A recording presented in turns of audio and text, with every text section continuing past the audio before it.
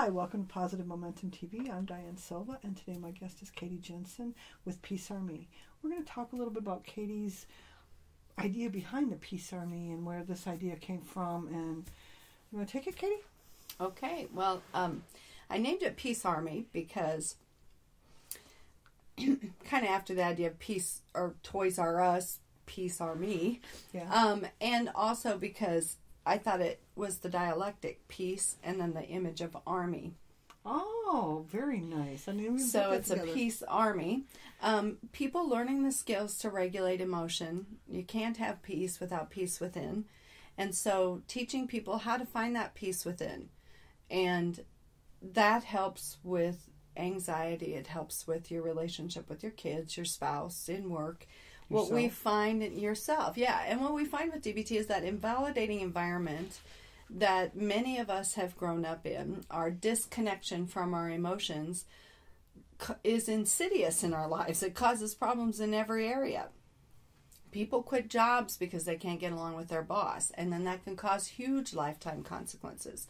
Or people get divorced who are really fighting over interpretations of each other based on their pasts, and they don't know it. Mm-hmm. And so, sometimes people need to be divorced, but sometimes they don't. Sometimes they just need some skills and some ways to reinterpret each other or to regulate emotions around the behavior that they each have. So my idea of calling it Peace Army is just the idea of trying to help as many people learn these skills and to be out there in the world practicing skills with each other. Because my initial passion in life was about peace. And watching the Vietnam War when I was 9-10 years old, I was addicted to news programs. I didn't like cartoons. And I was probably traumatized by some of the images I saw as Walter Cronkite did the body count every day.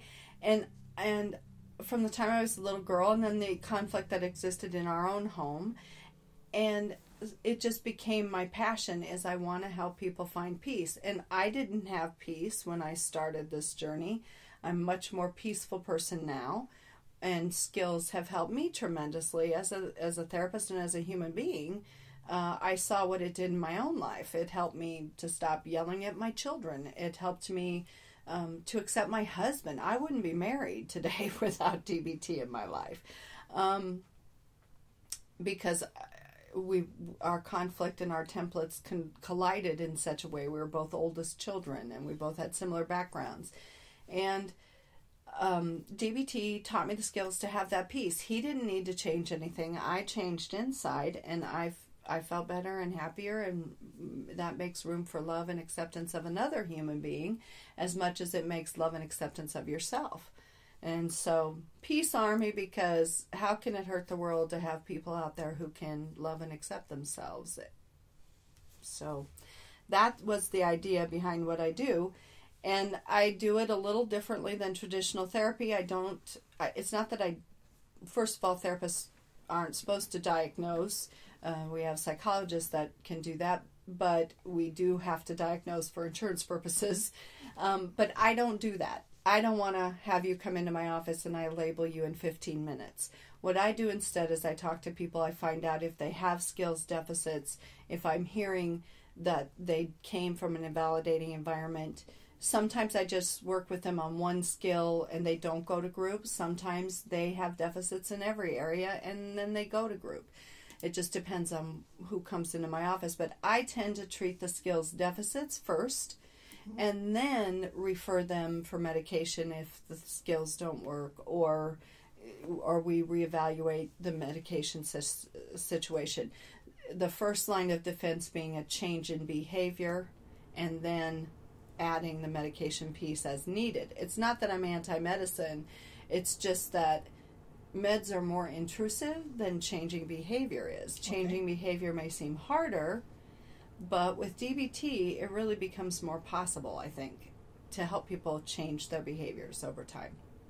And I know from my own experience that changing behaviors and changing thoughts and getting healthy it's frightening in itself. Mm-hmm. And if we don't have skills, here's this deep, dark tunnel, you know, and that, okay, I was here, which has its own sense of comfort, and I'm using that term very loosely because it's familiarity. Mm-hmm. There's comfort with familiarity, but I really want to get healthy. I want to feel better. While you're getting to feel better, it's like the surgery thing. Okay, while you have the surgery, okay, yeah, but that recovery is painful, and and it takes help to get there. Is that a good? Yeah. Well, I think about how many things can be prevented by lifestyle change. It's kind of amazing, really, but it doesn't work to shame people about that. No. And unfortunately, that's where those, well, you wouldn't be there if you didn't have done that. Well, that's a very simplified way of looking at this. But if we really accepted that much of the medical treatment we need, and I include, you know, my own issues with health in there, have something to do with the way we live and whether or not we're living mindfully and healthily. And that if people aren't, there's probably a good reason, not something to shame them about. There's probably a valid reason why we don't, that we're probably avoiding emotions that we were taught to avoid throughout most of our lives. How much it would change life in every way. I used my DBT skills when I was in labor. I've used my DBT skills to lose weight. I use my DBT skills to help me exercise. You can use these skills to improve the entire quality of your life, and it has repercussions for your medical health. It has repercussions for your emotional health. It's sort of, medicine is important, but it's treating the symptom, and to me, DBT treats the solution. Really helps you find the prevention piece. It seems to be more holistic. Because if you're treating the emotion, you know, which is causing the symptom, which is causing then the physiological response to this, you know, then so I think I see the potential for it. I also would love to see this being taught to children. You know, we talked about that at one point. You know, as a mainstream, kind of like home ec used to be. You know, life's. You know, go ahead. One of my dreams also would be to help the African American community with DBT, because not just the African American community, but American Indian community, any place where whole cultures of people have been invalidated. I think that the symptoms of invalidation are part of what we see in the African American community right now, and it creates a lot of unrest. And that's not, I think it's all of us not understanding, not accepting what the original cause is trauma. And trauma lives on decades and decades. It doesn't just go away because the trauma stopped. You actually pass those behaviors on to the next generation and the next generation. Wow, I didn't even think about that way. I think about Israel and Palestine. I think about wherever there's that kind of there's trauma. And we ignore the trauma, and we ignore the very real consequences of trauma. Trauma changes your brain. Wow. And if we don't acknowledge that, we can't change it. Like you said, hurt people. You know, and we don't always realize we're hurting until we realize we're hurting.